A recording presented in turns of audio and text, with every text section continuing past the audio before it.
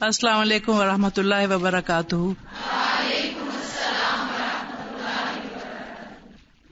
اعوذ باللہ من الشیطان الرجیم، بسم اللہ الرحمن الرحیم۔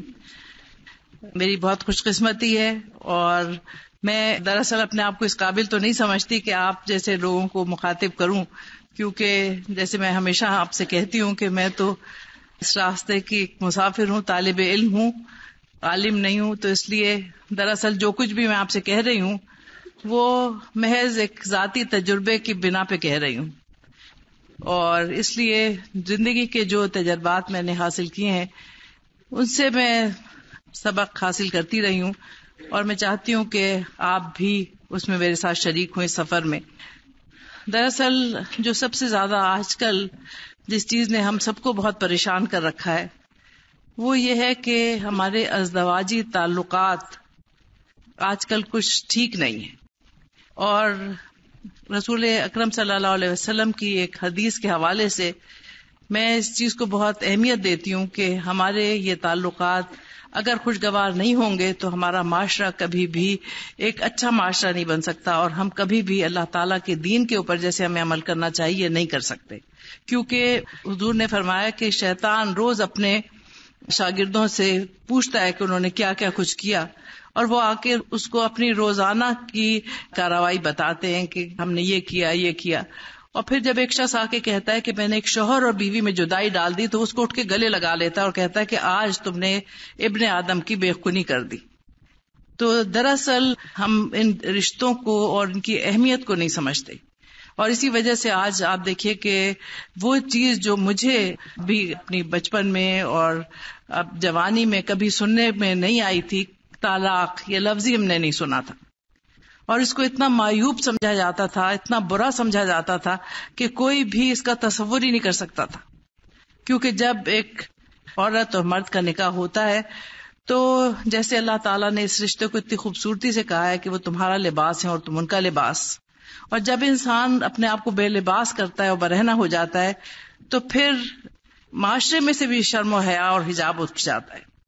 یہ ایسا رشتہ ہے جو کہ خوابگاہوں تک ہی محدود رہنا چاہیے، اس میں اگر آپس میں کوئی رنجش ہو، کوئی بات ہو تو خوابگاہ سے باہر نہیں نکلنی چاہیے، کیونکہ آپ ایک دوسرے کا لباس ہیں، جیسے آپ بے لباس باہر نہیں نکل آتے، اسی طرح سے اس رشتے میں جو بھی اونچ نیچ ہوتی ہے وہ آپس میں بیٹھ کے طے کر لینی چاہیے، باہر نہیں نکلنی چاہیے۔ اب یہ رشتہ جو دو انسانوں میں بنتا ہے یہ محض دو انسانوں کا رشتہ نہیں ہوتا، بلکہ یہ رشتہ اللہ تعالیٰ نے اس کو ایسا مضبوط کیا ہے کہ جن دو لوگوں میں یہ رشتہ بنتا ہے یہ صرف ان کے درمیان نہیں ہوتا بلکہ وہ پورا خاندان کا رشتہ ہوتا ہے۔ جب لڑکی بیاہ کے اپنی سسرال جاتی ہے تو اس کا خسر اس کا باپ بن جاتا ہے، اس کا شوہر اگر خدا نخواستہ وفات پا جائے تو بھی وہ اپنے خسر سے شادی نہیں کر سکتی، اگر اللہ نہ کرے ان کے تعلقات میں کبھی بگاڑ پیدا ہو جائے اور طلاق کی نوبت آ جائے تو بھی خسر باپ ہی کی جگہ رہتا ہے، کبھی اسے شادی نہیں کر سکتی، اور وہ اس کی بیٹی ہی کی طرح رہتی ہے ہمیشہ۔ اسی طرح سے ایک داماد بھی کبھی اپنی ساس سے شادی نہیں کر سکتا، وہ ماں ہی کی حیثیت میں رہتی ہے۔ اللہ تعالیٰ نے اس رشتے کو اتنا پکا کیا ہے کہ چاہے یہ دونوں جدا ہو جائیں ایک دوسرے سے کسی صورت میں، موت کی صورت میں یا طلاق کی صورت میں، لیکن رشتہ قائم رہتا ہے، دونوں خاندان کا رشتہ قائم رہتا ہے۔ کیوں اللہ تعالیٰ نے اس رشتے کو اتنا مضبوط بنایا ہے؟ کبھی ہم نے سوچا اس کو؟ آپ ذرا غور کیجئے کیوں بنایا ہے؟ کسی نے کبھی سوچا اس کے متعلق؟ اس لیے کہ اللہ تعالیٰ نہیں چاہتا کہ وہ بچے دادا اور دادی اور نانا اور نانی کی شفقت سے محروم ہوں، کیونکہ یہ ایک اتنا بڑا گھنا سایہ ہوتا ہے، اگر بچے سے محروم ہو جائیں تو ان کی تربیت وہ نہیں ہو سکتی جو کہ اللہ تعالیٰ چاہتا ہے کہ ان کی تربیت ہو، کیونکہ یہ ماں باپ ان کے پاس نہ تو اتنا وقت ہوتا ہے اور نہ ہی ان میں اتنا تحمل ہوتا ہے کہ وہ بچوں کی ہر چیز دیکھ سکیں اور ان کو پیار اور محبت سے سمجھا سکیں۔ یہ نانا نانی اور دادا دادی ہی ہوتے ہیں جو بچے کی ہر چیز پہ نظر رکھتے ہیں، شفقت کے ساتھ، محبت کے ساتھ ان کی ہر کمی اور کوتاہی کو پورا کرتے ہیں، اور ان میں اتنا صبر اور تحمل ہو جاتا ہے عمر کے ساتھ ساتھ، اور اتنا تجربہ ہو جاتا ہے کہ وہ ہر قسم کے حالات سے واقف ہوتے ہیں، اس لیے ہر قدم پہ وہ ان چھوٹے نونہالوں کی دیکھ بھال کر سکتے ہیں اور ان کو صحیح راستہ دکھا سکتے ہیں۔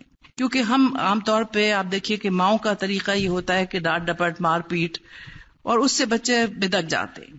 لیکن اگر ان بچوں کو پیار سے، محبت سے، طرح طرح سے کہانیوں سے، لوگوں کے حوالے سے سمجھایا جائے جیسے کہ اللہ تعالیٰ نے آپ کو سمجھایا ہے. قرآن حکیم میں آپ دیکھیے کتنی شفقت سے اللہ تعالیٰ ہمیں سمجھاتا ہے، کتنی قوموں کے حوالے دیتا ہے، کتنے واقعات ہمیں بتاتا ہے، کائنات کے حوالے دیتا ہے. کیوں ایسا کرتا ہے؟ ایک ہی دم سارے احکامات کیوں نہیں آ گئے تھے؟ قریش یہ تو اعتراض کرتے تھے کہ قرآن ایک دفعہ کیوں نہیں نازل کر دیا گیا. لیکن وہ تو غفور الرحیم ہے، وہ تو اپنے بندوں پہ 70 ماہوں سے زیادہ مہربان ہے. وہ جانتا ہے یہ بندے ایک دم نہیں سمجھ سکتے، انہیں آہستہ آہستہ سمجھانا ہوتا ہے. اسی طرح سے یہ بزرگ بھی جانتے ہیں قطرہ قطرہ جب بارش اترتی ہے تو پھر وہ جذب ہو جاتی ہے. اگر ایک دم موسلادھار بارش ہوتی ہے تو آپ دیکھیں کہ پانی کھڑا ہو جاتا ہے. اسی طرح سے اگر آپ ایک بچے پہ تابڑ توڑ حملے کریں تو ظاہر ہے کہ اس کا دماغ اس کو برداشت نہیں کر سکتا. بعض دفعہ بچے بہت سرکش ہو جاتے ہیں، بعض دفعہ باغی ہو جاتے ہیں. اس لیے اللہ تعالیٰ نے یہ اتنا خوبصورت رشتہ بنایا ہے اور اسی لیے اس رشتے کو اتنا پکا بنایا ہے کہ کبھی بھی یہ رشتہ ختم نہیں ہوتا. اب ہمارے یہاں کیا ہوتا ہے کہ ہم نے کیونکہ ایک ایسے معاشرے میں اور ایسے ماحول میں آنکھ کھولی جہاں پر ایک عرصے تک غیر مذہب کے لوگوں کے صحبت کی وجہ سے ہمارے بہت سے خیالات بھی انہی کی طرح سے ہو گئے. ہم میں اور ان میں ایک بہت بڑا بنیادی فرق ہے. اللہ تعالیٰ نے انسان کو اپنا نائب بنایا ہے اور اس نیابت کے لیے اللہ تعالیٰ نے اسے منتخب کیا ہے اور اس میں پھر اس نے عورت اور مرد ان دو کے درمیان ایک رشتہ قائم کیا ہے اور اسی کی بنیاد پہ پھر خاندان وجود میں آتا. اسی لیے اگر آپ دیکھیے تو قرآن حکیم میں اللہ تعالیٰ نے اپنے اور رسول اکرم صلی اللہ علیہ وسلم کے بعد جن کی سب سے زیادہ عزت اور تعظیم کا ہمیں حکم دیا ہے وہ والدین ہیں. کیونکہ والدین ہی اللہ اور اللہ کے رسول کے بعد وہ مخلص لوگ ہیں جنہیں اپنی اولاد سے کسی قسم کی کوئی غرض نہیں ہوتی. وہ ہر وقت ان کی خوشی کو اپنی خوشی سمجھتے ہیں، ان کی ہر اچھائی کو وہ خوشی کی نگاہ سے دیکھتے ہیں. ان کی ہر تکلیف ان سے بھی زیادہ تکلیف دیتی ہے جو بچوں کو ہو رہی ہے. اس لیے اللہ تعالیٰ نے والدین کی ایک مرکزی حیثیت رکھی ہے. سورہ بنی اسرائیل میں اللہ تعالیٰ نے خاص طور سے ذکر کیا ہے کہ جب یہ والدین ضعیف ہو جائیں، ان میں سے دونوں میں سے ایک یا وہ دونوں تمہارے پاس آ جائیں تو پھر ان کے سامنے عاجزی کے ساتھ اپنے کاندھے جھکائے رکھو، اف بھی نہ کرو اور ان کے لیے دعا بھی کرو کہ پروردگار تو ان پہ اسی طرح سے رحم فرما جیسے انہوں نے بچپن میں ہمیں رحمت اور شفقت سے پالا ہے. کیونکہ آپ یہ دیکھیے کہ یہ رحمت اور شفقت جو ماں باپ کرتے ہیں بچوں کے ساتھ، بچوں کو یاد دلائی گئی ہے کہ اب تم جوان ہو، اب تم طاقتور ہو اور یہ کمزور ہے. تو تم اپنا بچپن یاد کرو کہ جب تم بچے تھے تو یہ تمہارے ساتھ کیا سلوک کرتے تھے، کس طرح سے راتوں کو جاگ کے انہوں نے تمہاری پرورش کی ہے، کس طرح سے اپنا سارا آرام، اپنی ساری خوشیاں تمہاری اوپر نثار کی ہیں، کس طرح سے انہوں نے کما کے تمہارے اوپر خرچ کیا ہے.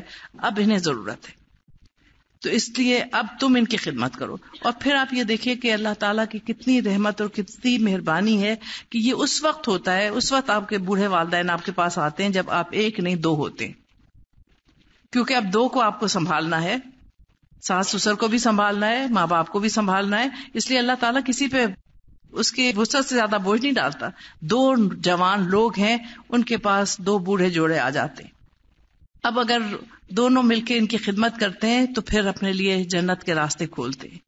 کیونکہ اب والدین کو جو بوجھ سمجھا جا رہا ہے اور جو ہم روشن خیال ترقی میں اس قدر آگے بڑھ رہے ہیں کہ والدین کے لیے آج ہم محتاج خانے کھول رہے ہیں، تو پھر آپ یہ دیکھیے کہ اس کا نتیجہ کیا ہو رہا ہے.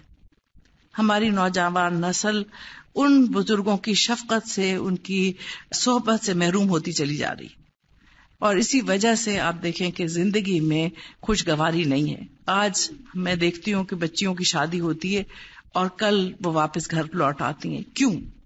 کیونکہ ہم نے ایک غلط تصور جو لیا ہے ان لوگوں سے جن سے ہمیں اچھی باتیں سیکھنی چاہیے تھی، ان سے ہم نے ہر ان کی منفی بات، بری بات تو سیکھ لیے، ان کی خوبی کوئی ہم نے نہیں اپنائی. آج اگر آپ دیکھیں تو ہماری قوم میں جو سب سے زیادہ فقدان ہے وہ وقت کا ہے. وقت کا ہمیں احساس ہی نہیں ہے. ہم 2 گھنٹے اگر تاخیر سے کہیں چلے جاتے ہیں تو ہمیں ذرا سا بھی احساس نہیں ہوتا کہ ہم نے کسی کا وقت ضائع کر دیا. ہماری ہر تقریب، ہر چیز اپنے وقت کے بہت دیر بعد شروع ہوتی ہے. یہ ساری چیزیں کیوں ہو رہی ہیں؟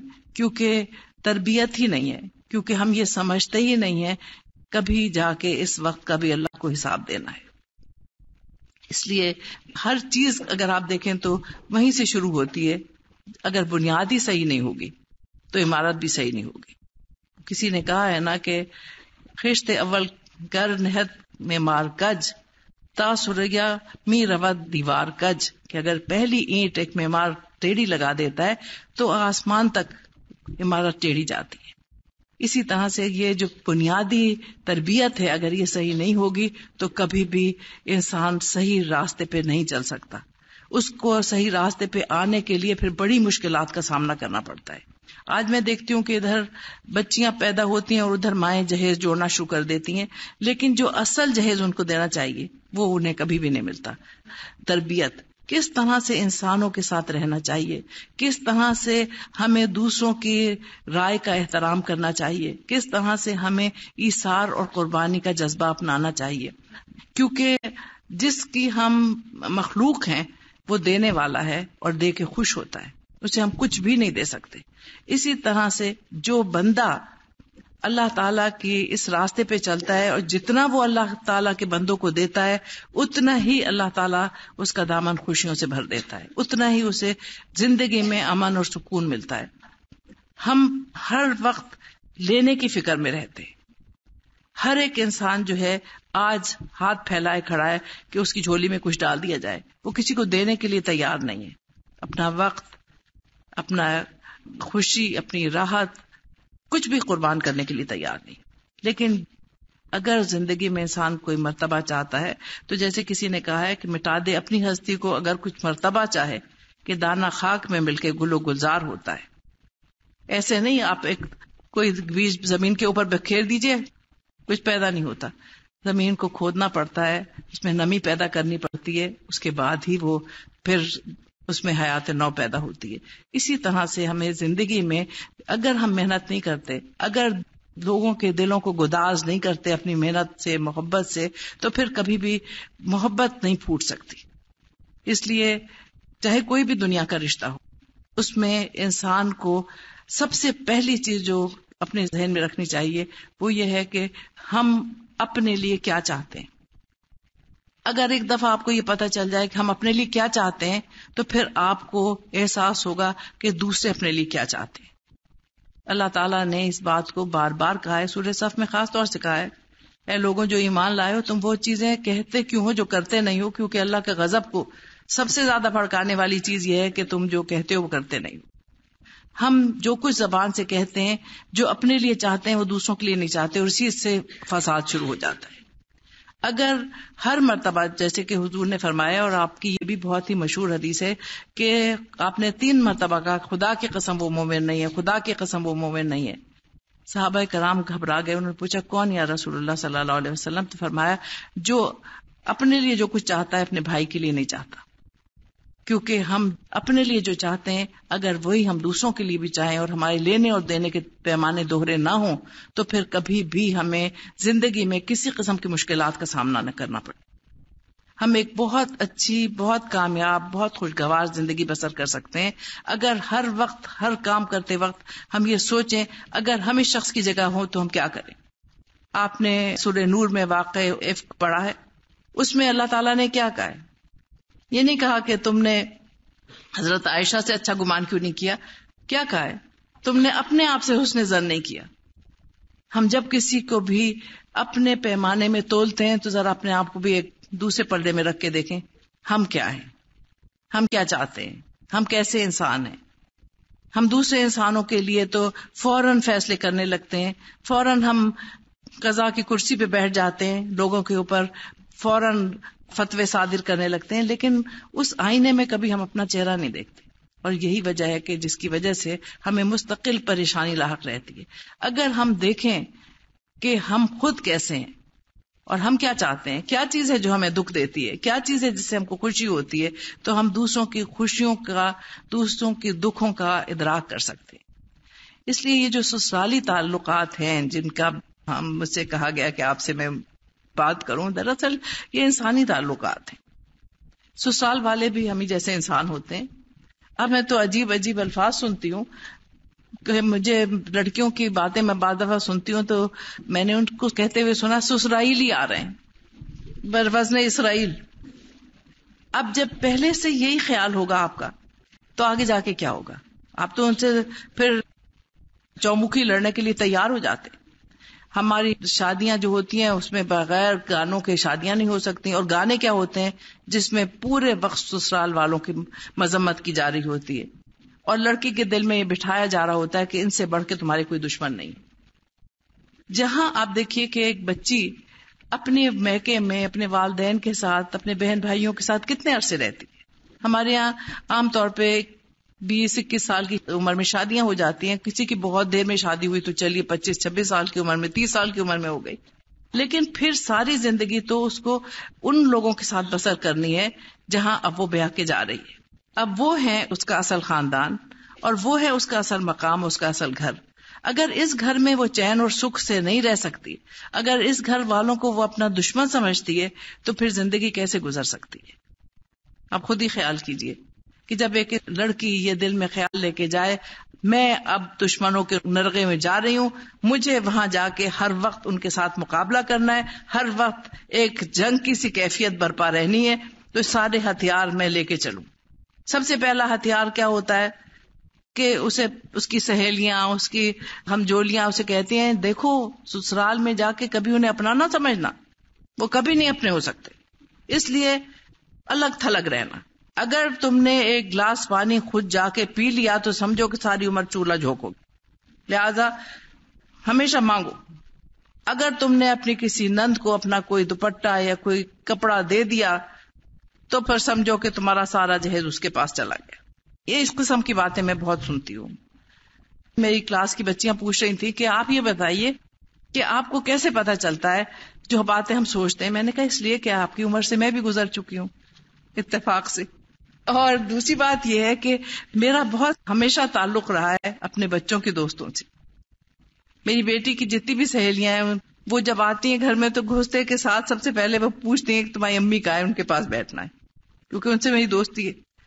بچوں کے ساتھ میں ہمیشہ ایک دوستانہ تعلق رکھنے کے قائل ہوں تاکہ پتہ چلے ان کے دماغ میں کیا ہے، کس طرح سے ان کے مسائل ہیں جن کو ہم حل کر سکتے ہیں. اگر ہم ان سے فاصلے رکھیں گے تو کبھی یہ چیز نہیں ہو سکتی. لہذا بچوں کے بچے ان سب سے میری دوستی، اور مجھے پتا ہے کہ آج کیا ہو رہا ہے. اگلے دن ہی مجھ سے لڑکیاں پوچھ رہی تھی کہ جی اگر ہم ٹیلی فون پہ کسی سے بات کر لیں تو کیسا ہے. میں نے کہا بہت اچھا ہے، ضرور بات کریں. بات چیت کے بعد یہ ہوگا کہ کچھ دن کے بعد وہ صاحب آپ سے کہیں گے کہ آپ کی آواز تو بہت اچھی ہے، ذرا اپنی ایک تصویر بھی دے دیجئے. پھر تصویر کے بعد پھر وہ کہیں گے کہیں ملاقات بھی ہو جائے. تو کہہ لیں آپ نے یہ کیسے جانا؟ میں نے کہا اس لیے کہ مجھے پتا ہے یہی منازل ہیں جو ہر انسان طے کرتا ہے، اس لیے پہلی منزل پہ ہی ختم کر دو، بات ہی نہ کرو. کمپیوٹر پہ چیٹنگ ہوتی ہے، اس سے آپ دیکھیے کہ کیا کیا مسائل نکل رہے ہیں، کیونکہ ایک نوجوان بچی کو معلوم ہی نہیں کہ اگلی منازل کیا ہیں. اس لیے ہمارا فرض ہے کہ ان کو پہلے سے آگاہ کر دیں. ہم جب ان سے فاصلے رکھتے ہیں تو انہیں کوئی یہ تجربات دینے والا نہیں ہوتا. اس لیے سب سے پہلی چیز تو جو یہاں پر مائیں ہیں، میری درخواست ان سے ہے اپنی بچیوں کے ساتھ فاصلے نہ رکھیں، ان کے ساتھ دوستی کریں. ان سے اتنی دوستی کریں کہ وہ اپنی ہر بات آپ سے بلا تکلف کہہ سکیں. فاصلہ جہاں ہونا چاہیے وہاں اس بات میں ہونا چاہیے کہ وہ آپ کو اتنی تعظیم دیں، اتنی ان کے دل میں آپ کی عزت ہو آپ کے عمل کی وجہ سے کہ وہ سمجھے کہ جو آپ بات کہتے ہیں وہ حرف آخر ہے. دوستی کا مطلب یہ نہیں ہے کہ وہ آپ کو پھر اپنی پاؤں کی جوتی سمجھے. ایک فاصلہ بھی ہونا چاہیے، ایک قربت بھی ہونی چاہیے. دونوں چیزیں ہیں. جب یہ دونوں کا امتزاج ہوتا ہے تو پھر ایک اچھا نتیجہ نکلتا ہے. جب ہم اپنے بچوں کو ڈرا کے اور دھمکا کے رکھتے ہیں تو اس کا نتیجہ کیا ہوتا ہے کہ بجائے اس کے کہ وہ ہم سے مشورے لیں، وہ اپنے ہی ہم عمر بچوں سے مشورے لیتے ہیں جو ناتجربے کار ہوتے ہیں اور جو ان کو بڑے غلط مشورے دیتے ہیں، اور اس کی وجہ سے بہت سے گھر بگڑتے ہیں. میں ہر روز دیکھتی ہوں کہ گھر بگڑ رہے ہیں، اور اس کا مجھے اتنا دکھ ہوتا ہے کیونکہ کوئی بگاڑ کی وجہ نہیں ہوتی. کئی دفعہ الہدا میں بچیاں آتی ہیں، مائیں آتی ہیں لے کے، 15 دن ہوئے شادی کو واپس نہیں جا رہی ہیں، 1 مہینہ ہوا ہے شادی کو واپس نہیں جا رہی ہیں. میں انہیں کہتی ہوں انہیں چھوڑ جائیں، آپ جائیں. اور جب بات میں کرتی ہوں تو بات کچھ بھی نہیں ہوتی، اور جب انہیں اچھی طرح سے سمجھایا جائے، اونچ نیچ بتائی جائے، تو پھر وہ بچی جاتی ہے اور پھر وہ واپس نہیں آتی. لیکن کسی نے اس کو تو کچھ بتایا ہی نہیں تھا، اس نے جو کچھ سیکھا ہے اپنے ناتجربہ کار دوستوں سے سیکھا ہے، اس وجہ سے زندگی اس کے لیے بڑی مشکل ہو جاتی ہے. آپ دیکھیے کہ جب آپ شادی کے بعد جاتے ہیں تو آپ اپنے شوہر کو سمجھ ہی نہیں سکتے جب تک کہ اس کے ماں باپ کو نہ سمجھے، جب تک کہ اس کے بہن بھائیوں کو نہ سمجھے، کیونکہ اس کی ایک عمر ان کے ساتھ گزری ہے. وہ آپ کے سب سے زیادہ دوست اور ہمدرد ہیں، کیونکہ وہ آپ کو بتائیں گے اس کی عادت کیسی ہے، اس کا مزاج کیسا ہے، کیا باتیں اس کو برہم کرتی ہیں، کن باتوں سے وہ خوش ہوتا ہے، کیا چیز پسند کرتا ہے، کیا چیز ناپسند کرتا ہے. ورنہ تو آپ ہر وقت تجربات ہی کرتی رہیں گی، اور ہر تجربے کے بعد ایک تلخی پیدا ہو جاتی. اس لیے اگر ان سے آپ کے تعلقات اچھے ہوں، ان سے آپ کی محبت اور دوستی کے رشتے ہوں، وہ آپ کو سمجھاتے ہیں. آپ کی ساس آپ کو اگر کسی بات کے لیے سمجھاتی ہیں تو وہ آپ کی سب سے اچھی دوست ہیں، سب سے اچھی ہمدرد ہیں، کیونکہ وہ چاہتی ہیں کہ ان کے بیٹے کا گھر بستا رہے. ہم اگر اس کو ایک منفی انداز میں لے لیتے ہیں کہ یہ کون ہوتی ہیں مجھے بتانے والی، تو پھر اس کے بعد آپ دیکھیے کہ نتائج کبھی بھی اچھے نہیں نکلتے. اس لیے سب سے پہلے ان سے دوستی، ان سے محبت، ان سے ایسا رشتہ تعلق قائم کریں کہ وہ آپ کو بہو نہیں بیٹی سمجھے، اور بیٹیوں ہی کی طرح سے، کیونکہ اب اللہ نے آپ کو بیٹی بنا دیا ہے، وہ آپ کی ماں ہیں. جیسی مائیں آپ کی خیر خواہ ہیں، جیسی مائیں آپ سے محبت کرتی ہیں، ایسی وہ بھی آپ سے محبت کرتی ہیں، وہ آپ کی خیر خواہ ہیں. وہ اگر آپ کو کسی چیز سے منع کرتی ہیں تو آپ کو چاہیے کہ رک جائیں. وہ اپنے بیٹے کی طبیعت کو جانتی ہیں، وہی ہے جو موافقت پیدا کر سکتی ہیں آپ کے ان کے درمیان.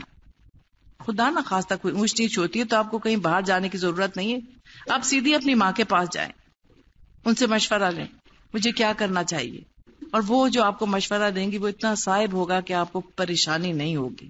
اس لیے سب سے پہلی چیز یہ ہے کہ جو رشتہ اللہ نے بنایا اس رشتے کا ہم احترام کرنا سیکھیں، اس رشتے کو سمجھنا سیکھیں، اس رشتے میں جو محبت اور حلاوت ہے وہ ڈالنا سیکھیں، تو پھر اچھے خوشگوار تعلقات پیدا ہوتے ہیں. اس کے بعد جو پھر دوسری آپ کی مددگار ہو سکتی ہیں، وہ اگر آپ خوش قسمت ہیں اور شوہر کی کوئی بہن ہے تو وہ آپ کی سب سے اچھی دوست ہو سکتی ہیں. ان سے دوستی کریں، کیونکہ وہ اپنے بھائی کے متعلق جو آپ کو بتائیں گی وہ آپ کو اور کسی ذریعے سے نہیں معلوم ہو سکتا. یہ آپس میں پل کے جوان ہوئے ہیں، لڑتے بھیڑتے بھی رہے ہیں، خوشیوں کے بھی بہت سے لمحات ان کی زندگی میں آئے ہیں، تکلیفیں بھی ساتھ مل کے سہی ہیں. اس لیے وہ آپ کو بتا سکتی ہیں کہ وہ کس قسم کا انسان ہے اور کیا چاہتا ہے. اس سے دوستی کرنے کے بعد آپ کو کسی دوسرے سے مشورہ کرنے کی ضرورت نہیں ہوتی. وہی آپ کی سب سے زیادہ ہمدرد اور بھائی خواہ ہوتی ہیں، وہی آپ کے لیے اپنے بھائی سے لڑتی ہیں. وہ ذرا سی بھی اونچی بات کرتا ہے تو سارا گھر اس کے خلاف ہو جاتا ہے. ایسا تعلق اگر آپ نے پیدا کر لیا تو کوئی مسئلہ ہی نہیں ہے. سسرال کا کیا مسئلہ ہے؟ کوئی مسئلہ نہیں ہے. میں بھی ڈاکٹر صاحب کو بتا رہی تھی کہ میں اتنے دن سے غیر حاضر ہوں، شام کو میں ہر روز سوچتی تھی کہ میں جاؤں اور کچھ دیر کے لیے مجھے بھی موقع ملے ان کی صحبت سے استفادہ کرنے کا، لیکن میرے پاس میرے دونوں دیور اور ان کی بیوی آئی ہوئی تھی اور ان کو میں اکیلا چھوڑ کے آ نہیں سکتی تھی، کیونکہ میرا تو اپنا کوئی بھائی نہیں ہے، لیکن مجھے اللہ تعالیٰ نے دو اتنے پیارے بھائی دیے ہیں کہ میں سمجھتی ہوں کہ اگر میرا اپنا بھائی ہوتا تو وہ اس طرح سے میرا خیال نہیں کرتا، کیونکہ ایک چھوٹے سے اشارے پہ وہ دوڑے چلے آتے. چند سال پہلے ہمیں اتفاق ہوا، میرے شوہر کی اینجیوپلاسٹی کے لیے ہم جا رہے تھے، تو میرے بیٹے نے ویسے ہی اپنے چچا کو فون کیا کہ ہم لندن جا رہے ہیں اور ابو کی اینجیوپلاسٹی کے لیے جا رہے ہیں. اس نے کہا کہ کس تاریخ کو پہنچ رہے ہو؟ تو اس نے بتایا ہم فلاں تاریخ پہنچ رہے. اس نے کہا بس تم شام کو پہنچو گے، میں صبح پہنچ جاؤں گا. میں نے فون کر کے کہا بھائی تمہیں کیوں آ رہے ہو، کوئی ایسی بات نہیں. اس نے کہا نہیں آپا میں تو آؤں گا. اور وہ آیا. 15 دن ہم وہاں رہے. 15 دن مجھے نہیں پتا چلا کہ کس نے کھانا پکایا، کس نے گھر صاف کیا، کس نے بستر بنایا. اس نے کہا آپ فکر نہ کریں، میں جو آپ کا بھائی یہاں پر ہوں میں یہ سب کچھ کروں گا. میں اس سے منع کرتی رہی کھانا تو مجھے پکانے دو. اس نے کہا نہیں بس اب آپ ریٹائر ہو گئے، آپ نہیں کریں. ایسا اچھا رشتہ آپ سوچئے کیسے بنا. کل ہی ہم بات کر رہے تھے، میرا دوسرا دیور آیا ہوا تھا، اس سے ہم بات کر رہے تھے، اور میری بہو جو ہے اس سے بات کر رہے تھے کہ کس طرح سے یہ تعلق بنا. کیونکہ جب میری شادی ہوئی تو یہ میٹرک میں پڑھتا تھا اور بہت سخت شریر تھا. اس کی اکثر حرکتیں یہ ہوتی تھی کہ اپنے دوستوں کے ساتھ چلے گئے، یہ بڑا والا جو دیور تھا اس نے بیچارے نے اپنے کپڑے اس طرح کر کے رکھے میرے کمرے میں. آپا میں تھوڑی دیر کے بعد آ کے یہاں کپڑے بدل کے چلا جاؤں؟ میں نے کہا ہاں. اور انہوں نے مجھ سے کہا آپا میں آپ کے غسل خانے میں تھوڑی دیر کے لیے چلا جاؤں؟ میں نے کہا جاؤ. اور تھوڑی دیر کے بعد اس بیچارے کے اس طرح کیے ہوئے کپڑے پہن کے سب کچھ کر کے اور یہ جناب روانہ ہو گئے موٹر لے کے. اس کو کہیں اپنی کسی سرکاری پارٹی میں جانا تھا. وہ آیا کہا آپا میرے کپڑے کہاں ہیں؟ میں نے کہا بھائی تم نے یہیں رکھے تھے مجھے کیا خبر. تو معلوم ہوا کہ یہ صاحبزادے پہن کے چلے گئے. اب وہ سخت غصے میں نیچے اترے, گاڑی غائب. اس نے کہا اچھا یہ آ تو جائے.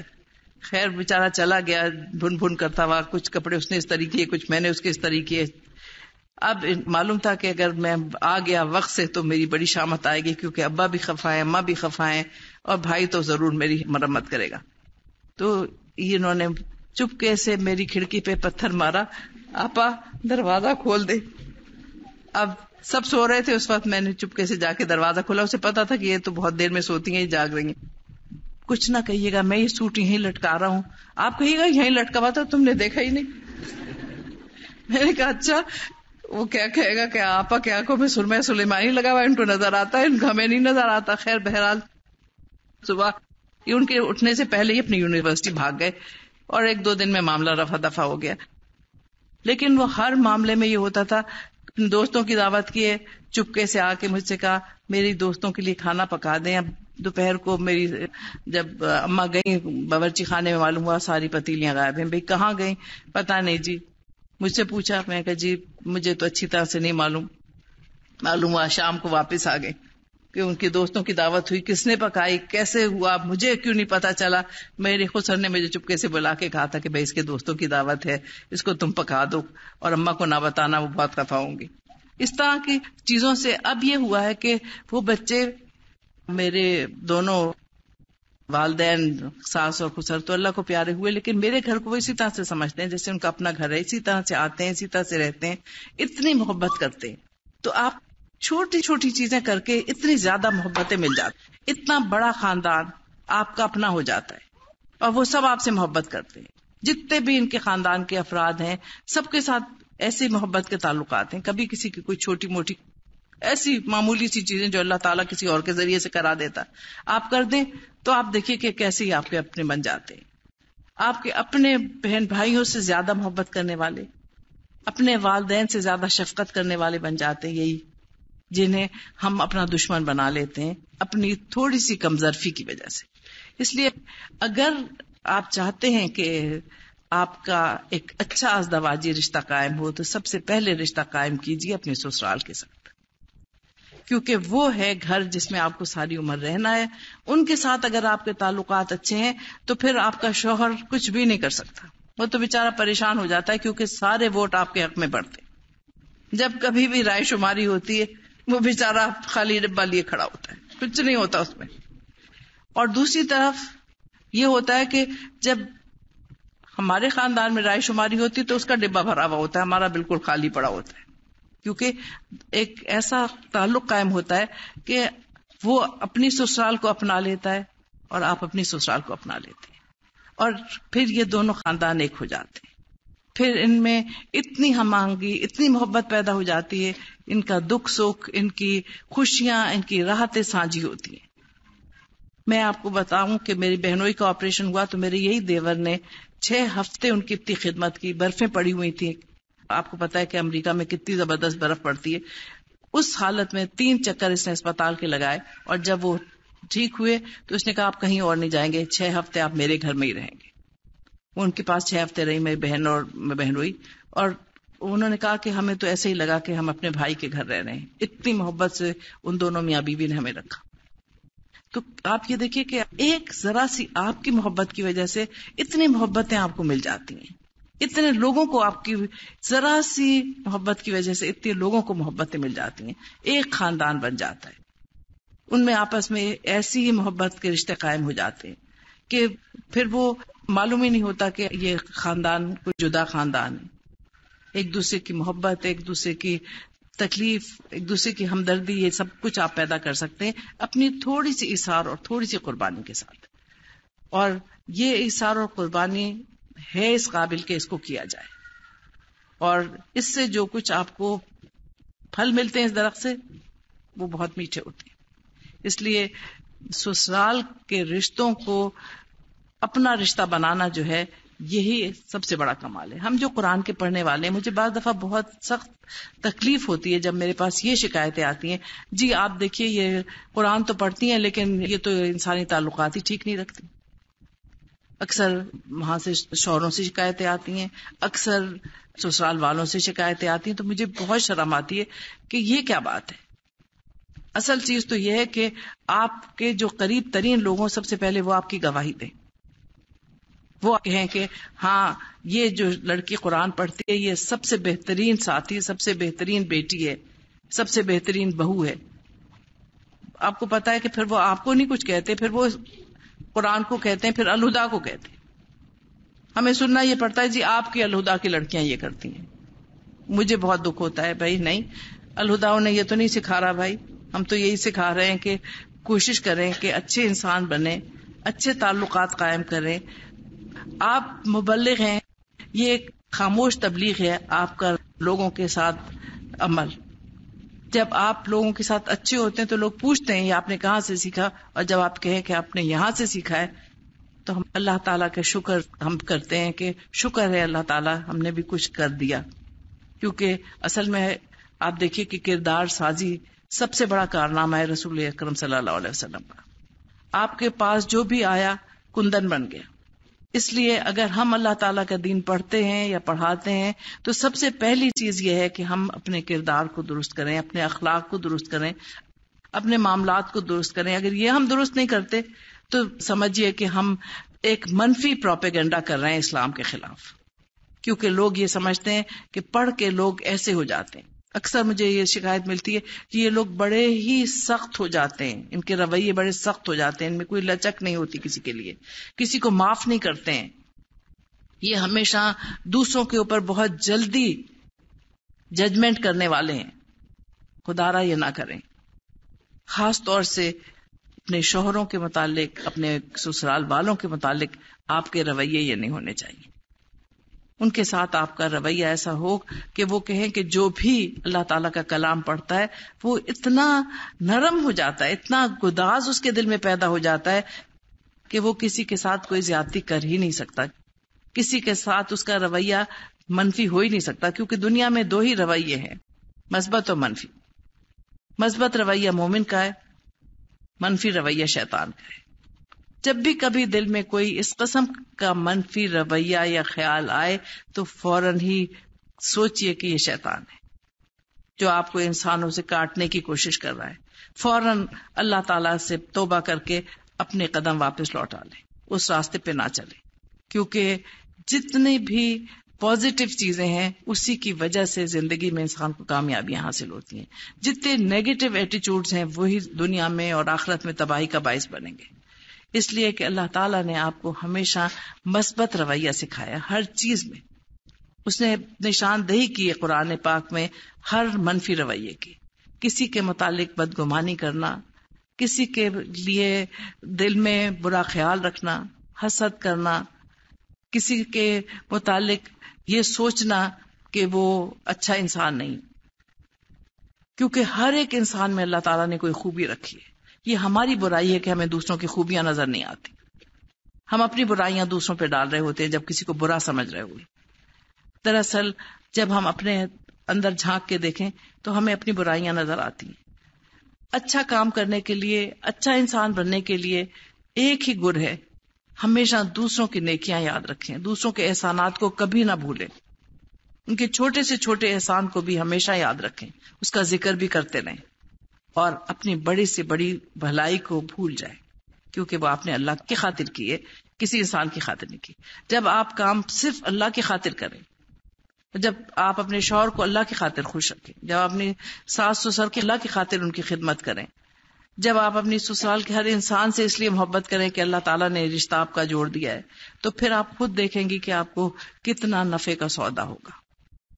نقصان ہمیں اس وقت ہوتا ہے جب ہم ہر چیز کو ایک دوسرے پیمانے سے ناپتے ہیں، ہم اپنی برائیاں دوسروں کے کھاتے میں ڈال دیتے ہیں. ہمیں اپنا رویہ تو نظر نہیں آتا کہ ہم نے کیا کیا ہے، دوسروں کی برائی ہمیں نظر آنے لگتی ہے. اس لیے اللہ تعالیٰ کی جو ایک تاکید ہے سورہ مدثر کی ایک بڑی پیاری سی چھوٹی سی آیت ہے، فلا تمنن تستکثر، بھلائی اور نیکی اور اچھائی اس لیے نہ کرو کہ کثرت کے ساتھ لوٹا دی جائے. کثرت کے ساتھ تو اللہ تعالیٰ آخرت میں لوٹائے گا. اس کی محبت میں آپ کریں گے تو آپ کو کبھی بھی سوچیں گے بھی نہیں، بلکہ جب بھی کوئی اللہ تعالیٰ ایسا موقع دیتا ہے، اگر آپ صرف ایک چیز سوچیں کہ دنیا کے 5.5 ارب لوگوں میں سے اللہ تعالیٰ نے مجھے چن لیا اس کام کے لیے، مجھے موقع دیا ہے، میں یہ کام کر دوں، ورنہ اتنے اور تھے کسی اور کو موقع دے دیتا. آپ یہ سوچیں کہ آپ کو اس نے موقع بھی دیا، آپ کو وسائل بھی دیے، آپ کو کام کرنے کی توفیق بھی دی. اب بجائے اس کے کہ وہ شخص آپ کا شکر گزار ہو، آپ کو اللہ کا شکر گزار ہونا چاہیے. مالک تو نے مجھے چنا اس چیز کے لیے، میں تو اس قابل بھی نہیں تھی. تو پھر آپ دیکھیں کہ آپ کا رویہ ہی بالکل مختلف ہو جائے گا. جب بھی آپ کسی کے لیے کوئی کام کریں گی اللہ کی محبت میں، اس خیال سے کہ اللہ نے آپ کو منتخب کیا ہے، پھر آپ دیکھیں کام کتنا آسان ہو جاتا ہے. شیطان ہمارے لیے جو اس کو مشکل بناتا ہے وہ صرف اس لیے کہ وہ کہتا ہے کیا ساری دنیا میں ہی رہ گئی اس مصیبت کے لیے. یہ رویہ جب انسان کا ہو جاتا ہے تو اس کو بہت تکلیف ہوتی ہے، پھر ساری عمر تکلیفیں اٹھاتا رہتا ہے. اس لیے جیسے کسی نے کہا ہے کہ اگر کوئی برائی ڈھونڈنی ہو تو اپنے اندر ڈھونڈے. ہمارے اندر کوئی تو برائی ہوگی جس کی وجہ سے لوگ ہمارے ساتھ ایک منفی رویہ رکھتے ہیں. کچھ تو ایسی بات ہم نے بھی کی ہوگی نا جس کی وجہ سے لوگوں کا رویہ ہم سے ایسا ہو گیا.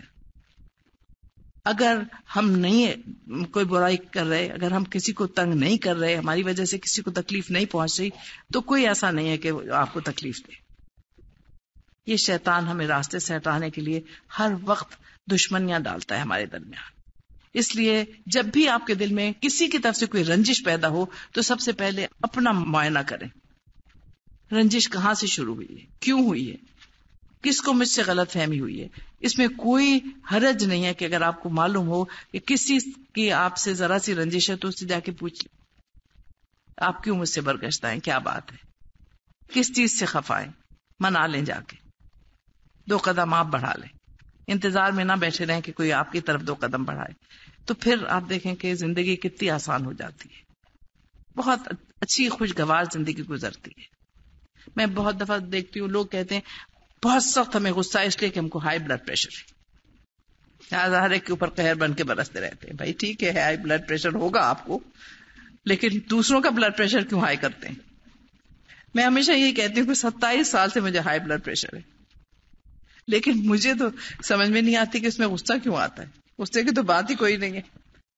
اس میں دوسروں کا کیا قصور ہے؟ آپ نے کوئی بے اعتدالی کر رکھی ہے نا جس کی وجہ سے بلڈ پریشر آپ کا چڑھا ہوا ہے، تو دوسروں کا تو نہ چڑھائیں. اس لیے اگر ایک خوشگوار مسکراہٹ ہے جو دوسروں کی ساری غصے کو ختم کر دے. اس لیے اگر آپ کسی سے پیار سے محبت سے بات کرتے ہیں تو فوراً ہی رنجشیں مٹ جاتی ہیں. حضور نے کہا تھا کہ صدقے کیا کرو، اور کسی بدو نے کہا تھا کہ یا رسول اللہ صلی اللہ علیہ وسلم صدقہ کرنے کے لیے ہمارے پاس تو کچھ بھی نہیں ہوتا. آپ نے فرمایا تھا ایک کھجور ہی صحیح. اس نے کہا بعض دفعہ کھجور بھی نہیں ہوتی. آپ نے کہا ایک گھٹ پانی ہی صحیح. اس نے کہا وہ بھی بعض دفعہ نہیں ہوتا. آپ نے کہا ایک اچھی مسکراہٹ ہی صحیح. اس کی تو کوئی قیمت نہیں ہے. اگر آپ ایک اچھی مسکراہٹ کسی کو دیتے ہیں، پیار سے کسی کی طرف دیکھتے ہیں، تو آپ کو واپسی میں تیوری نہیں ملتی. واپسی میں بھی چاہے وہ ناراض ہی ہو مسکراہٹ ہی دینی پڑتی اس کو. اس لیے سسرال والوں کے ساتھ مسکراہٹوں کا تبادلہ ہونا چاہیے. ہر وقت تیوری پہ بل نہیں رکھنا چاہیے. اگر آپ نے ان کو اپنا لیا تو وہ بھی آپ کو یقیناً اپنائیں گے. اگر آپ نے ان کی دلداری کی تو یقیناً وہ بھی آپ کی دلداری کریں گے. تو اس لیے کوئی اتنے مشکل تعلقات نہیں ہے کہ جن کے متعلق میں آپ کو بتاؤں کہ یہ بہت مشکل تعلقات ہیں، ان کو جوڑنے میں بہت مصیبت اٹھانی پڑے گی. نہیں، بہت آسان ہے اور بہت آسانی سے آپ ان کو اپنا سکتے ہیں. اور صرف آپ ہی نہیں اپنا سکتے بلکہ پورا خاندان آپ کا انہیں اپنا سکتا ہے. آپ کی اس تعلق کی وجہ سے وہ آپ کے خاندان والوں کو بھی بڑے عزیز ہو جاتے ہیں، بڑے پیار کے رشتے ان کے بھی قائم ہو جاتے ہیں. کیونکہ جب وہ یہ دیکھتے ہیں کہ ہماری بچی ان سے خوش ہے، ہماری بچی کے یہ خیال کرنے والے ہیں، تو وہ ان سے خود بخود محبت کرنے لگتے ہیں.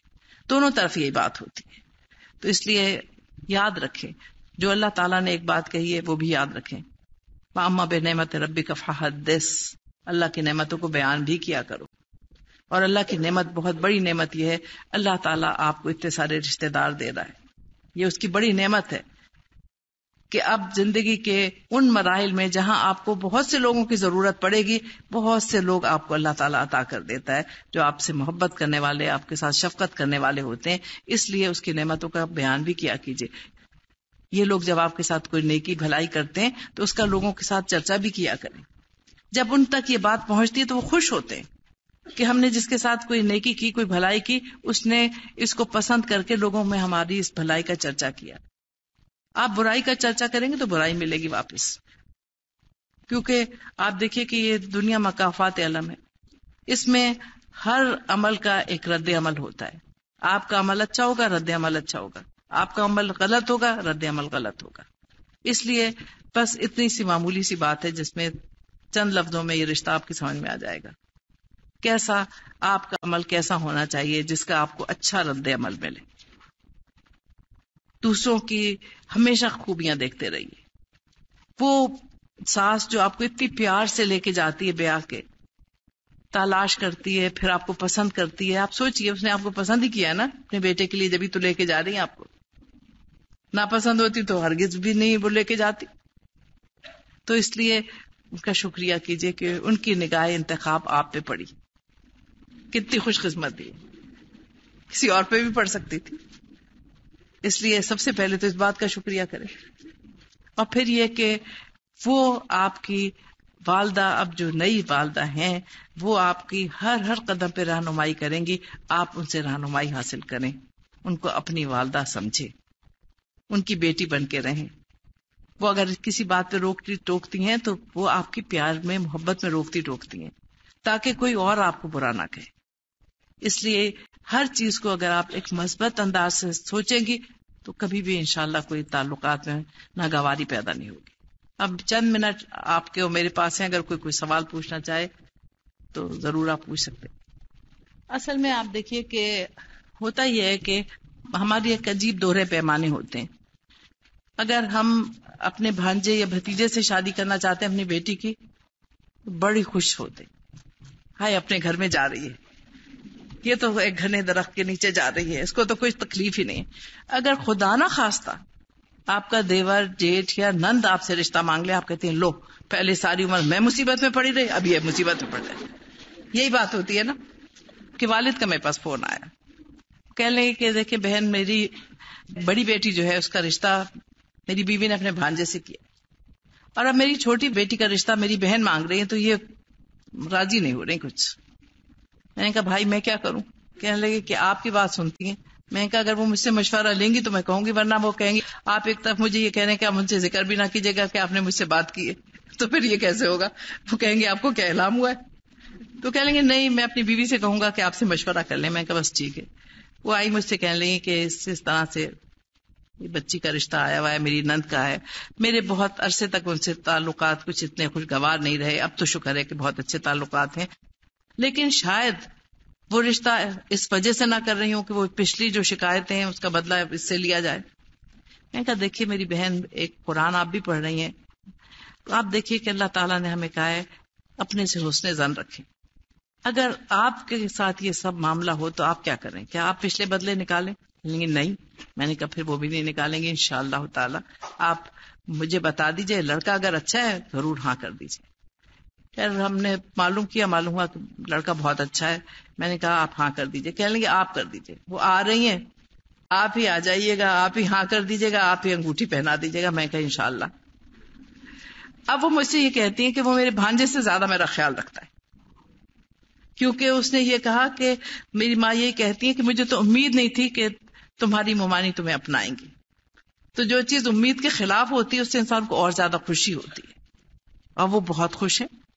اس لیے جب کبھی اس قسم کا کوئی رشتہ آتا ہے تو آپ یہ دیکھیے، سب سے پہلی چیز جو ہے جو ہم نہیں کرتے، جو ہم سب سے آخر میں کرتے ہیں، وہ یہ ہے کہ آپ لڑکے اور لڑکی کی رضامندی سب سے پہلے معلوم کیجئے.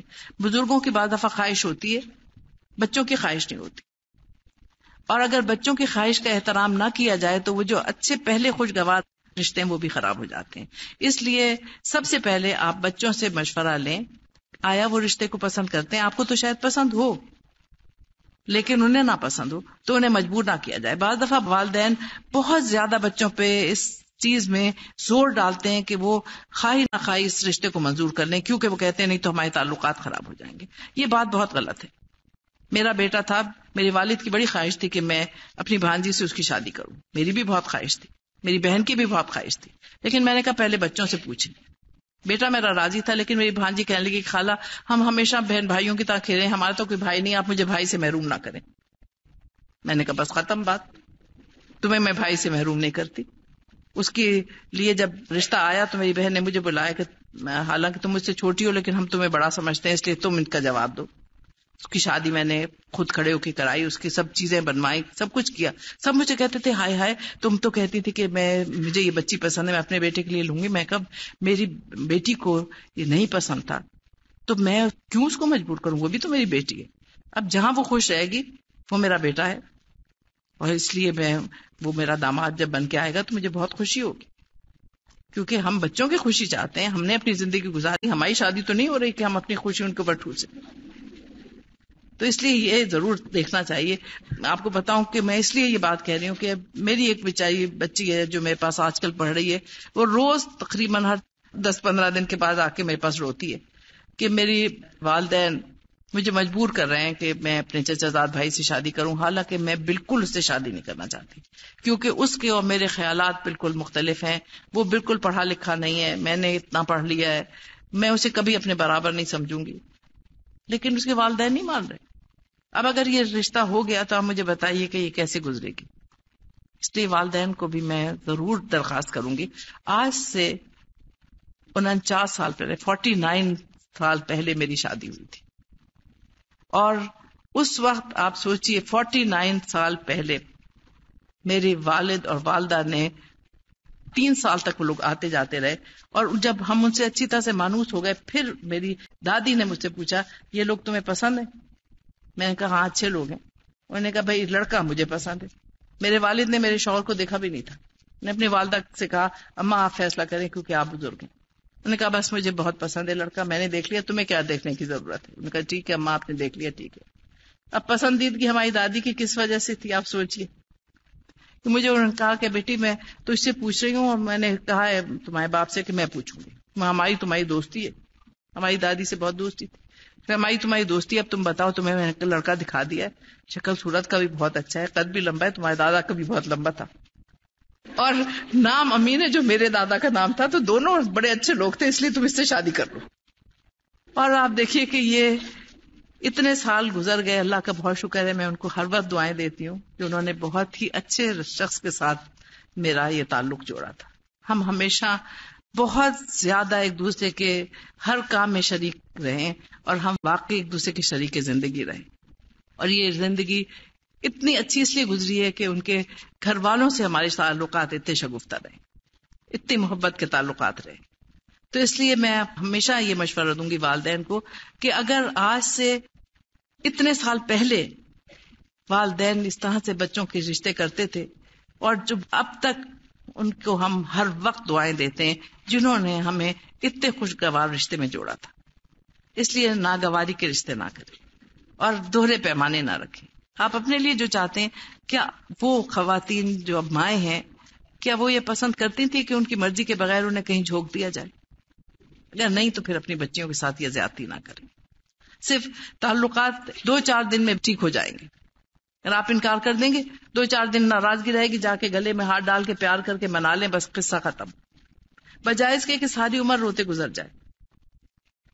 کے ساتھ کیا معاملہ کرنا چاہیے؟ وہ بیوی کو انسان ہونے کا حق بھی نہ دے، استعمال کی چیز سمجھے اور بس. اصل میں مشکل یہ ہے کہ آج کل پڑھے لکھے ہونے کے باوجود ہم لوگ یہ نہیں دیکھتے کہ ہم اپنی بچیوں کے رشتے کہاں کر رہے ہیں. سب سے پہلے ہمیں دیکھنا چاہیے کہ جس لڑکے سے ہم اپنے بچی کی شادی کر رہے ہیں اس کا اپنے والدین کے ساتھ، اپنے بہن بھائیوں کے ساتھ کیا رویہ ہے، اس کے دل میں عورت کا کتنا احترام ہے. اگر وہ شخص عورت کا احترام نہیں کرتا، اگر وہ شخص اللہ تعالیٰ کے دین کو نہیں سمجھتا اور اللہ تعالیٰ کے حق ادا نہیں کرتا تو پھر بندوں کے حق نہیں ادا کرے گا. اصل میں آپ دیکھیے کہ کفالت اللہ تعالیٰ نے یہ ذمہ داری مرد پہ رکھی ہے. ایک عورت چاہے کروڑ پتی بھی ہو تو اس کو اللہ تعالیٰ نے ذمہ دار نہیں بنایا کہ وہ اپنے گھر کا خرچہ خود اٹھائے، یہ شوہر کی ذمہ داری ہے. اور حضور نے جب کہا کہ تم میں سے اچھا کون ہے، تو آپ نے کہا جو اپنے گھر والوں پہ اچھا خرچ کرتا ہے. تو یہ تربیت اگر اس لڑکے کی نہیں ہوئی بھی تو مجھے بڑا افسوس ہے ان خاتون کے اوپر جن کے ساتھ یہ معاملہ پیش آ رہا ہے. اللہ تعالیٰ ان کی مدد کرے اور اللہ تعالیٰ توفیق دے، پیار سے، محبت سے، کبھی اس طرح سے نہیں کہ اس کو یہ خیال ہو کہ آپ شاید اس کے اوپر طعنہ کس رہی ہیں. اچھی طرح سے ایسی چیزیں، ایسی باتیں اس کے سامنے رکھیں جس سے اس کو اپنی ذمہ داریوں کا احساس ہو. کیونکہ آپ یہ دیکھیں کہ اگر ایک انسان کو یہ احساس ہوتا ہے کہ ہم اپنی بیویوں کے معاملے میں اللہ تعالیٰ کے سامنے جواب دہ ہیں. رسول اکرم صلی اللہ علیہ وسلم کی ہمارے پر بے حد مہربانیاں ہیں. اللہ تعالیٰ کا ہمارے اوپر بہت زیادہ کرم ہے، ہم اس کا شکریہ ہی نہیں ادا کر سکتے. کیونکہ سب سے پہلا داغ جو ہماری ماتھے پہ سے اللہ تعالیٰ نے دھویا ہے وہ یہ ہے کہ عورت شیطان کی چیلی ہے. ہر مذہب میں عورت کو قصوروار ٹھہرایا گیا اس بات کا کہ اس نے جنت سے نکلوایا تھا، آدم کو اس نے کھلوایا تھا وہ پھل. اللہ تعالیٰ نے جب یہ کہہ دیا دونوں ہی کو ڈگمگایا تھا شیطان نے، تو وہ کلنک دھل گیا. یہ اللہ کی مہربانی ہے کہ اس نے عورت کو اس بلند مقام پہ رکھا. وہ اس کی بندوں کی خالق ہے، اس سے اس کی مخلوق پیدا ہو رہی ہے، اس لیے اسے اللہ تعالیٰ نے ماں کی عظمت دی ہے. اور ایک شخص جو عورت کی عزت نہیں کرتا یقیناً وہ ماں کی بھی عزت نہیں کرتا. جن ماؤں نے اپنے بچوں کی یہ تربیت نہیں کی، مجھے افسوس ہے کہ انہوں نے پھر اپنا فرض ادا نہیں کیا. کیونکہ یہ ابتدائی تربیت ہے جو ایک بچے کی ماں کرتی ہے، ہر عورت کی عزت کرو کیونکہ عورت قابل عزت چیز ہے. اللہ نے اس کی عزت کی ہے. قرآن حکیم میں اللہ تعالیٰ نے ماؤں کا درجہ بیان کیا ہے. اس لیے ان کے حقوق جو ادا نہیں کرتا، حضور نے کہا ہے کہ آخرت میں ان کا وکیل ہوں گا، میں ان کا مقدمہ اللہ کے سامنے پیش کروں گا. کیا یہ مرد ڈرتے نہیں ہیں؟ جس کے وکیل رسول اللہ صلی اللہ علیہ وسلم ہوں گے وہ کیسے مقدمہ ہارے گا؟ اب صبر بھی کریں، اللہ تعالیٰ سے اس کے لیے دعا بھی کریں. اور ایک چیز میں نے دیکھا ہے کہ ہر چیز محبت سے پگھل جاتی ہے. اگر وہ آپ کے ساتھ منفی رویہ اختیار کرتا ہے اور آپ کا رویہ مثبت ہو تو آہستہ آہستہ، مجھے یاد ہے میری دادی ایک نصیحت مجھے کرتی تھی کہ بیٹی اگر پتھر پہ بھی ایک ایک قطرہ ٹپکتا رہے تو اس میں بھی سوراخ ہو جاتا ہے. انسان تو انسان ہے. تو نفرت کا جواب نفرت سے نہ دیجیے، منفی رویے کا جواب منفی رویے سے نہ دیجیے. آپ اللہ کے ہاں سرخرو ہو کے جائیے، آپ اس کے حق ادا کیجیے. اگر وہ آپ کی حق تلفی کر رہا ہے، اللہ تعالیٰ کے ہاں جا کے پیش ہونا ہی ہے. اس لیے یہ دنیا ہی سب کچھ نہیں ہے. اور انشاءاللہ اگر آپ نے اپنا رویہ درست رکھا تو مجھے امید ہے کہ وہ ٹھیک ہو جائے گا. کوئی ایسی مایوسی کی بات نہیں ہے. بڑے بڑے ایسے لوگوں کو میں نے سنبھلتے دیکھا ہے صرف ایک عورت کی محنت اور محبت سے. محبت بہت چیزوں کو بدل ڈالتی ہے. یقین محکم، عمل پہم، محبت فاتح عالم. اب پہم عمل کرتی رہیے، پہم اپنی محبت کا اظہار کرتی رہیے، اس کی خدمت کرتی رہیے، اس کا خیال کرتی رہیے. دیکھیں کیسے نہیں بدلتا، بدلے گا انشاءاللہ. بعض اوقات جو کچھ ہم خود کرنا چاہ رہے ہوتے ہیں لوگوں کی باتوں میں آ کر ہم اس سے رک جاتے ہیں. میری شادی کے بعد میرا دل چاہتا تھا کہ اپنی چیزیں سسرال میں شیئر کروں، لیکن رشتہ دار اور دوستیں بالکل مخالف تھی اور میں نہ سمجھی بلکہ بے وقوفی میں نیکی کے اس موقع کو گنوا بیٹھی. اب کر لیں، کوئی بات نہیں. موقع ہر وقت آتے رہتے، موقع کبھی نہیں جاتا. آپ یہ یاد رکھیں، جب بھی آپ کو موقع ملے نیکی کر لیں. اور ایک چیز جیسے میں نے آپ سے پہلے بھی عرض کی تھی، دوستوں کے مشورے پہ مت چلیں. کیونکہ آج کل جو دوست ہیں، مجھے افسوس سے کہنا پڑتا ہے، ان کی بھی کوئی تربیت نہیں ہے، اس لیے وہ بھی آپ کو پٹڑی سے ہی اتارتے ہیں. اور میں نے کتنے گھر برباد ہوتے دیکھے دوستوں کے اور بہنوں کے مشوروں سے. اس لیے ہمیشہ یاد رکھیے، میں ہمیشہ ہر بچی کو ایک نصیحت کرتی ہوں، آپ کو جب کوئی خدا نہ خواستہ کوئی مسئلہ ہو تو آپ نہ تو اپنی والدہ سے اس کا ذکر کریں، نہ اپنی بہنوں سے ذکر کریں. پہلے تو آپ خود ہی اسے سمجھنے کی اور سلجھانے کی کوشش کریں، پھر کسی ایسے شخص کے پاس جائے جو غیر جانبدار ہو، جو غیر جانبداری سے آپ کا مسئلہ سن کے آپ کو صائب رائے دے سکے. کیونکہ جب بھی ہم اپنا کوئی مسئلہ کسی کو بتاتے ہیں تو اس میں بہت مبالغہ ہوتا ہے. ہم دوسرے کی تو بہت شکایتیں کرتے ہیں اور اپنا ایک لفظ بھی ہم بالکل اچھے ہیں اور بہت دوسرا برا ہے. یہ بات کبھی نہیں ہوتی. دونوں ہاتھوں سے تالی بجتی ہے. کہیں نہ کہیں تو ہم میں بھی کوئی خامی ہوتی ہے نا جو گڑبڑ ہوتی ہے. اس لیے ہمیشہ کسی ایسے شخص کے پاس جائیں جو غیر جانبدار ہو, جو سمجھدار ہو, جو آپ کو صائب مشورہ دے. کتنے میں نے دیکھا ہے کہ گھر بن جاتے ہیں اگر کسی ایسے بندے کے پاس جائیں. میری اپنی بچی کی دوستیں ہیں, ان کو مسئلے جب ہوتے ہیں وہ سیدھے میرے پاس آتے ہیں. کئی دفعہ وہ یہاں نہیں بھی تھی, وہ گئی بھی تھی اپنا پڑھنے کے لیے, تب بھی وہ میرے پاس آتی تھی. ان کی ایک بچی تھی تقریباً طلاق پہ اس کی نوبت آئی بھی تھی. جب میرے پاس آئی اور میں نے جب اس کو سمجھایا تو اب ماشاءاللہ خوش ہے. وہ مجھے ہر دفعہ آگے کہتی ہے شکر ہے میں آپ کے پاس آئی تھی. کیونکہ آپ یہ دیکھیے کہ کبھی بھی ایسے شخص کے پاس نہ جائیں جو آپ کی ہاں میں ہاں ملائے. اس کے پاس جائیں جو آپ کو آئینہ دکھائے. سوال یہ ہے کہ بعضوں کے سسرال کے ساتھ بیک گراؤنڈ کے فرق کی وجہ سے ایک خاندان زیادہ پڑھا لکھا ہے دوسرا ان پڑھ ہے, اس اختلاف سے مینٹل انڈرسٹینڈنگ نہیں ہوتی. میں رسپیکٹ بھی کرتی ہوں, خدمت بھی کرتی ہوں, لیکن ان کی عادات بعض اوقات برداشت نہیں ہوتی. ایسے میں مجھے کیا کرنا چاہیے؟ وہی بات ہے کہ یہ آپ کا کوئی قصور نہیں ہے. جب والدین رشتے کرتے ہیں تو حضور نے بھی کہا ہے کہ اپنے کف میں شادی کرو. یعنی دیکھیے مال و دولت الگ چیز ہے, وہ تو ایک آنی جانی چیز ہے اور اس کو کبھی نہیں دیکھنا چاہیے. کیونکہ میں اپنے معاملے میں دیکھتی ہوں کہ میرے والد نے پوچھا بھی نہیں تھا کہ میرے شوہر کی کیا آمدنی ہے. ہمارے پاس کچھ بھی نہیں تھا, بس 600 روپے تنخواہ آتی تھی جس میں سے کٹ کٹا کے ہمارے پاس 200 روپے بچتے تھے. لیکن ہم نے بڑی اچھی زندگی گزاری ہے, اللہ کا بہت شکر ہے. لیکن خیالات کی ہم آہنگی تھی, خاندانوں میں بہت مناسبت تھی, ہمارے طور طریقے بہت ایک دوسرے سے ملتے جلتے تھے, اس لیے وہ ایڈجسٹمنٹ مجھے نہیں کرنی پڑی. اب جب آپ اپنی بچیوں کی شادی کرتے ہیں تو یہ ان کے ساتھ بڑی زیادتی ہے کہ آپ ایسے خاندانوں میں بچیوں کی شادی کریں جہاں مناسبت نہ ہو. ہم صرف اس لیے شادی کر دیتے ہیں کہ شادی کرنی ہے. ہم یہ نہیں دیکھتے کہ یہ بچی جسے ہم نے ایک خاص انداز سے پالا ہے, یہ پودا وہاں اگے گا بھی یا نہیں اگے گا. کیونکہ آپ کسی جگہ پر بھی ایک درخت لگاتے ہیں تو دیکھتے ہیں کہ آب و ہوا کی مناسبت ہو, اور یہ مناسبت دیکھنی چاہیے. خیر اب جو بھی ہوا, اب آپ کی اس میں خوبی یہ ہے کہ آپ ان لوگوں کو اپنے معیار پہ لے آئیں. آپ لا سکتی ہیں. میں نے اپنی والدہ کو دیکھا تھا, وہ دہلی سے آئی تھی, نہایت مہذب, آپ کو پتہ ہے وہاں کا حال, اور بیاہ کے وہ آئی تھی ایک اتنی جگہ پر کہ جہاں پر تہذیب اور تمدن دور سے بھی نہیں گیا تھا. صرف میری دادی پڑھی لکھی تھی, باقی سارے گھمار لوگ تھے, جہاں پر صفائی کا کوئی تصور ہی نہیں تھا. لیکن آپ یہ دیکھیے کہ اس ماحول میں, میری دادی بھی اسی ماحول میں آئی تھی بیچاری, وہ بھی پڑھی لکھی خاتون تھی, اور اس جگہ کوئی پڑھا لکھا نہیں تھا. میری دادی ہمیشہ مذاق کرتی تھی کہ تمہارے دادا عین سے انار لکھا کرتے تھے. اور پھر ان کی صحبت کی وجہ سے ان کو اتنا شوق ہوا. ان کی جب میں جا کے لائبریری دیکھتی تھی تو حیران رہ جاتی تھی کہ کیا نایاب کتابیں ہیں, اور جو ان کے اس کے اوپر نوٹس ہوتے تھے کہ کس طرح سے انہوں نے ان کے اندر پڑھنے کا ذوق پیدا کیا. پھر ان کی ایک بھتیجی تھی, اور میری دادی میں اور دادا میں تقریباً 35 سال کا فرق تھا, کیونکہ پہلے ان کی پھپھی سے ان کی شادی ہوئی بھی تھی, اور پھر ان کی اولاد نہیں ہوتی تھی, تو اس لیے 2 شادیاں اور کرنے کے بعد جب نہیں اولاد ہوئی تو پھر انہوں نے ان کے دادا سے درخواست کی. تو انہوں نے کہا کہ میری یتیم پوتی ہے, بس میرے پاس تو یہی سرمایہ ہے, تم اگر اس سے شادی کرنا چاہتے ہو تو کر لو. عمر کا اتنا تفاوت تھا, یہ 13 سال کی تھی جب ان کی شادی ہوئی, اور 13 سال کی عمر میں آپ یہ دیکھیں کہ دیوان حافظ, دیوان صاحب ان کو ازبر یاد تھا. ذہین خاتون تھی, بہت شوق اور ذوق تھا پڑھنے کا.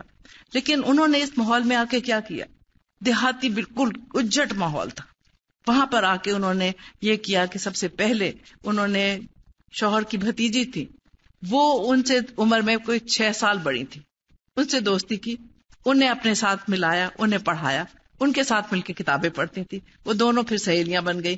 وہ ہر وقت ان کے ساتھ, ان کا جو علمی ذوق تھا اس تسکین ملتی تھی, انہیں پڑھاتی تھی, پڑھتی تھی. اس کے بعد پھر انہوں نے یہ کیا کہ جتنی گاؤں کی لڑکیاں تھیں وہ سب آ کے ان سے قرآن مجید پڑھتی تھی, ساتھ ساتھ ان کو پکانا بھی سکھاتی تھی, ان کو بہت عمدہ کاٹتی تھی, کاٹنا بھی سکھاتی تھی. اور اس طرح سے اس ماحول میں انہوں نے اپنے لیے کتنی خوبصورت جگہ بنا لی. 29 سال کی عمر میں وہ بیوہ ہو گئے. لیکن انہوں نے میرے والد کی پرورش کی. میرے چچا سال کے تھے جب ان کے والد فوت ہوئے. ان دونوں بیٹوں کی پرورش کی, پوری جائیداد کا انتظام کیا, اور اس ماحول میں رہ کے انہوں نے بدل دیا بالکل اس ماحول کو. لوگوں میں پڑھنے کا ذوق پیدا کیا. جن لڑکیوں کو پڑھایا انہوں نے اپنے اپنے گھروں میں لڑکیوں کو پڑھانا شروع کیا. اور آپ یہ دیکھیں کہ انہوں نے گھر بنوایا. پہلے مٹی کے گھروں میں یہ لوگ رہتے تھے, پھر انہوں نے وہاں مکان بنوائے, میرے دادا نے, ان کے بھائی نے, اور بیچ میں مسجد بنائی. اس میں انہوں نے درس نظامی کا انتظام کرایا اور وہاں پر پڑھتے تھے. آپ سوچئے کہ وہ گاؤں جس کی آبادی تقریباً 2,500-3,000 ہزار تھی, اس میں 500 حفاظ تھے. آج کراچی کی بہت سی مسجدوں میں ہمارے گاؤں کے حافظ تراویاں پڑھاتے ہیں. ایک خاتون بہت کچھ کر سکتی. اصل آپ کا تو امتحان اس وقت شروع ہوتا ہے نا, آپ اچھے عمدہ جگہ پہنچ جائیں تو پھر تو کوئی بات ہی نہ ہوئی نا. وہاں جا کے انہیں آپ کچھ بنا دیں پھر بات ہوئی. تو اس لیے یہ بات میں نہیں مانتی, کیونکہ میرا اپنا تجربہ بالکل مختلف ہے. بدل ڈالتے ہیں آپ لوگوں کو.